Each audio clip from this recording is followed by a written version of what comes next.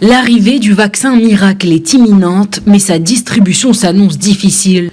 L'Organisation mondiale de la santé salue les efforts déployés par tous les scientifiques ayant contribué à la production du vaccin contre le coronavirus. Même si le traitement pourrait être disponible dans les semaines et les mois à venir, l'OMS appelle à la solidarité entre les peuples car la mise en œuvre d'un vaccin ne suffirait pas à réparer les dégâts déjà engendrés par la pandémie.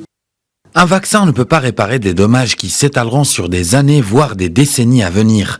L'extrême pauvreté augmente, la menace de famine se profile. Nous sommes confrontés à la plus grande récession mondiale en 8 décennies. Le Royaume-Uni est le premier État occidental à autoriser l'usage d'un vaccin contre le Covid-19. Pour ses premières vaccinations, Londres a choisi les laboratoires Pfizer et BioNTech. Dans un premier temps, les stocks de vaccins seraient très limités. Ainsi, chaque gouvernement devra élaborer un plan de vaccination ciblant les personnes prioritaires.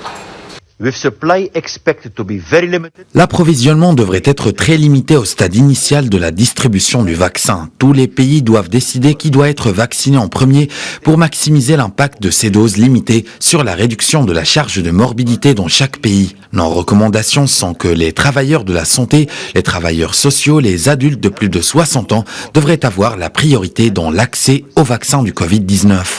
And residents and staff of long-term care facilities. Le traitement pourrait être bientôt disponible, dépendamment du choix de vaccin vers lequel se tourne chaque pays. Actuellement, plus de 200 vaccins candidats sont en phase de développement.